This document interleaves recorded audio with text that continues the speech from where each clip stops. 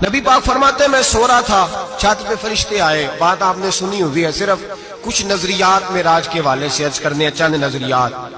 نبی پاک فرماتے ہیں حضرت جبریل نے چھت کے اوپر سے انہوں نے تھوڑا سا حصہ کھولا، چھت پھاڑی. ہمارے نا دیہاتوں میں لکڑی کی جو چھت ہوتی تھی نا، اس پہ ایک بندہ بھی اگر چلتا تھا نا تو گھر کے جو بزرگ ہوتے تھے کہتے تھے پتہ کرو چھت پہ بندہ ہے کوئی. ایک آدمی فٹافٹ بزرگ جاگ جاتے تھے، کہتے پتہ کرو بھائی، بلکہ ساتھ والے کو آواز دیتے تھے، دروازہ کھولتے تھے. ہوتا تھا کہ نہیں ہوتا تھا؟ ہو جاتا تھا نا. او بھائی 1.5 پونے 2 لاکھ بندہ چھت پہ چلے. اللہ کے رسول فرما رہے میں سو رہا ہوں، چھت پھاڑ دی. حضرت جبریل آ گئے. نبی پاک صلی اللہ علیہ وسلم کے پاس 70 ہزار فرشتہ ساتھ ہے، آ کے کھڑے ہو گئے. میکائیل سے اسرافیل سے مشورہ کر رہے ہیں حضور کو کیسے جگائیں. نبی پاک فرماتے ہیں میں سو رہا ہوں. حالانکہ بخاری میں لفظ ہے، نبی پاک فرماتے ہیں میری آنکھیں سوتی ہیں، دل تو میرا ہر وقت جاگتا رہتا ہے. نبی کریم سید عالم صلی اللہ تعالی علیہ وسلم فرماتے ہیں میں سویا رہا. اب حضور آرام کہاں کر رہے تھے؟ زمین پہ. آرام کہاں کر رہے تھے؟ حضور علیہ السلام زمین پہ آرام کر رہے تھے. جناب جبریل جھکے. کتنا جھکے کہ حضور کے قدم ہی چوم لیے. نبی پاک کے قدم تو کتنا جھکے ہوں گے جی؟ رکوع تک. جی میں نہیں جی گل کی سجدے دی، تساں کیتی جی، فتوا لگا تواڈے تے لگنا جی. کہاں تک لگی؟ کہاں تک جھکے؟ اعلیٰ حضرت کہتے ہیں حضرت جبریل نے سجدہ نہیں کیا نبی پاک. میرے اعلیٰ حضرت کا کمال یہ ہے کہ شریعت بھی بچ جاتی ہے اور عشق کو بھی پورا سکون مل جاتا ہے. اعلیٰ حضرت فرماتے ہیں جناب جبریل نے سر پہ تاج پہنا تھا اور تاج میں موتی لگے ہوئے تھے. وہ موتی نبی پاک کو سجدہ کرنے لگ گیا. وہ موتی نبی پاک کو دیکھے. فاضل بریلوی کے قلم کا حسن فرمانے لگے تاج روح القدس کے موتی جنہیں سجدہ کرے. تاج روح القدس کے حضرت جبریل کے سر کے تاج پہ جو موتی ہیں وہ نبی پاک کو سجدہ کر رہے ہیں. نبی کریم یہاں کوئی بندہ، اب تو خیر لوگ ہاتھ بھی کسی کے چومتے ہیں تو خود نہیں اوپر ہوتے، ہاتھ ہی اوپر کر لیتے ہیں. اب تو مزاج ہی بدل گیا ہے. فرمایا رسول کریم صلی اللہ تعالی علیہ وسلم کے لیے جبریل جھکے تو پیروں تک، اور نبی پاک علیہ السلام کے قدم چومے. حضرت جبریل نے حضور جاگے، اٹھایا نبی کریم کو اور کہا یا رسول اللہ، رب آپ کی ملاقات کا شوق رکھتا ہے، اللہ آپ کی ملاقات کا شوق رکھتا ہے. حضور فرماتے ہیں مجھے اٹھا کے تو جبریل حتیم میں لے گئے. اور پھر یہ بخاری کے لفظ ہے، فرمایا یہاں گلے سے لے کر ناف تک میرا سینہ کھولا، میرا دل نکالا، آب زمزم میں رکھا. اس لیے نہیں کہ نبی پاک کے دل کو برکت حاصل ہو جائے، اس لیے کہ آب زمزم کو برکت حاصل ہو جائے. امتی رج رج کے پیئے کہ یہ وہ والا زمزم ہے جس نے ہمارے مصطفیٰ کے قلب اطہر کو چوما ہوا ہے. نبی پاک صلی اللہ علیہ وسلم فرماتے ہیں میرے سامنے کھولا اور میں دیکھتا بھی رہا.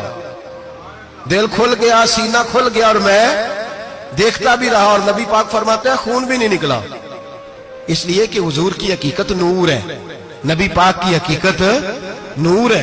ورنہ بشر کے حضور اگر صرف بشر ہوتے تو کٹ بھی لگے تو خون نکل آتا ہے. میرے رسول کریم سید عالم صلی اللہ علیہ وسلم فرماتے ہیں پھر جبریل امین مجھے براق پہ بٹھانے لگے.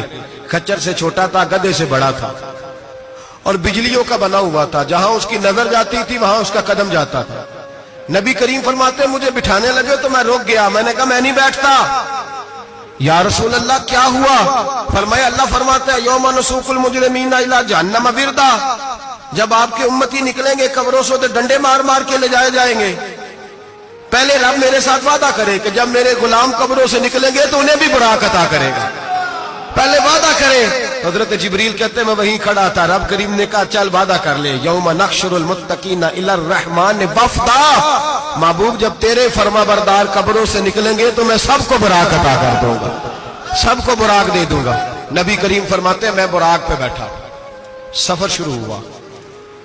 نبی رحمت علیہ السلام فرماتے ہیں میں گزرا. یہ بات آپ نے سنی ہوئی ہے پر بیان کرنے بھی بڑی ضروری ہے. مررت علی الموسیٰ فہو یصلی فی قبرہ، رواہ مسلم.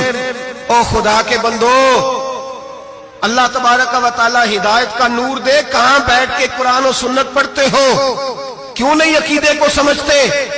نبی کریم علیہ السلام نے فرمایا میں معراج کی رات گزرا. یہ سنی کان کھول کے سنے، دل کھول کے. صحیح مسلم کی حدیث فرمایا میں معراج کی رات گزرا تو حضرت موسیٰ اپنی قبر میں کھڑے ہو کے نماز پڑھ رہے تھے. حضرت موسیٰ اپنی قبر میں, بولے سارے, اپنی قبر میں, حضرت موسیٰ اپنی قبر میں کھڑے ہو کے. اب آؤ, حضرت سعید بن مسیب تابعی ہیں, صحابہ کے شاگرد ہیں.